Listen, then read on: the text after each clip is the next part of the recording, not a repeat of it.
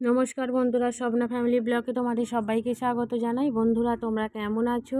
আশা করি তোমরা ভালো আছো। আমিও খুব ভালো আছি। একদম সকাল থেকে ব্লগটা শুরু করলাম। সকালে সমস্ত কাজ আমার কমপ্লিট হয়ে গিয়েছে, আর এখন চাপিয়ে দিয়েছি জলখাবারের তরকারি। তো কাঁচা লঙ্কা দিয়ে আলু দিয়ে আজকে জলখাবারের তরকারি বানিয়েছি। মিঠাই স্কুলে চলে গেছে, স্বাগত পড়তে গেছে। তো বাড়িতে আমি এখন পুরোপুরিভাবে একা রয়েছি।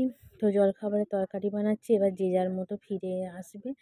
তো এখানে জলখাবার তরকারি বানিয়ে, আর এখন এখানে দেখো মাছ নিয়ে এসেছে তোমার দাদাভাই। তো মাছটাকে লবণ আর হলুদ মাখিয়ে ভালো করে রেখে দিচ্ছি। মিঠাইয়ের স্কুল থেকে আনার সময় হয়ে গিয়েছে, জানি না কতদূর কী রান্না করতে পারবো। তো 11টার মধ্যে চেষ্টা করব রান্না করতে। তো এখানে মাছটা লবণ হলুদ মাখিয়ে রেখে দিয়েছি, আর এদিকেতে আমি গ্যাসের মধ্যে ভাত বসিয়ে দিয়েছি। তো ভাত ফুটছে, আর কৌটোতে ডাল দিয়ে দিয়েছি। স্বাগত এবার এলো বলে তো ও পড়ে বাড়ি আসবে, তারপরে আবার স্কুলে বেরোবে। ও তো ভাত খেয়ে যায়, সেই জন্য আগেই ভাতটা বসিয়ে দিয়েছে। আর ভাতটা ওখানে ফুটছে। আমার চান টান ঠাকুরের সেবা দেওয়া জলখাবার খাওয়া সবই হয়ে গিয়েছে। এখন আমি সবজি কাটতে বসে গিয়েছি। মাছটা ধুয়ে রেখে দিলাম, তারপরে ভাতটা ওখানে ফুটছে, আর এদিকে আমি ঝিঙে কেটে নিচ্ছি। তো আজকে ঝিঙে রান্না করব, তো সেই জন্যই ঝিঙে কাটা হচ্ছে। এখন তো বর্ষাকালে বর্ষার সবজিটাই ভালো লাগে খেতে।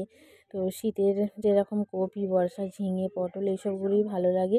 তো ঝিঙে পোস্ত হবে আজকে, তার সাথে হবে মাছের ঝাল হবে, ডাল হবে। তো এই সবই রান্না হবে আজকে দুপুরে। তো দুপুরের পরে অনেকটা পরে আবার বিকেলে মিঠাই ঘুম থেকে উঠলো, সন্ধে দিলাম, খাওয়ানো সব কিছু করে এখন বসে গেছে মিঠাই লিখতে। তো ও এখন একে চন্দ্র লিখছে, 18 পর্যন্ত লিখে তারপরে আবারও 19টা লিখছে। ও 1 থেকে 17 পর্যন্ত লিখেছিল, তারপর আবার মুছে ফেলে আমি আবার ঘর টেনে দিয়েছি। এখনও লিখছে। আমি এবার রাত্রিরে রান্না চাপাবো, আটা মাখবো, তারপরে সবজিপাতি যেসব রান্না হবে সেই করব। তো আজকে রাত্রিরে আলুর তরকারি করে নিচ্ছি।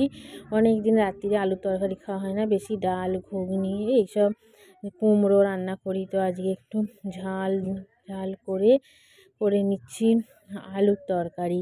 তো এবার আটাও মেখে নিয়েছি, রুটিটা হবে, তারপরে রাত্রিরে রান্না পুরোপুরিভাবে কমপ্লিট হয়ে যাবে। মিঠাইকে পড়ানো, স্বাগতকে পড়ানো, রাত্রিরে তরকারি। এবার রুটিটা চাপিয়ে দিয়েছি, রুটিটা হলেই আমার এখনকার মতো কাজের ছুটি। তো ওদের ঘরে আবার খাওয়াবো, খাইয়ে আমি চেষ্টা করি যে 10:30টার মধ্যে যেন ওদের ঘরে শুয়ে দিতে পারি, কারণ সকালে দুজনকেই উঠতে হয়। স্বাগত পড়তে যায় 7টায়, আর মিঠাই 7:30টায় স্কুলে যায়। তো সেই কারণেই আমি 10টায় খাবার দিয়ে দিই, আর 10:30টার মধ্যে দুজনকে ঘুম পাড়িয়ে দিই। তো বন্ধুরা, আজকের ব্লগটা এখানেই শেষ করছি। প্রথম থেকে শেষ পর্যন্ত আমার ব্লগটা দেখার জন্য অসংখ্য ধন্যবাদ।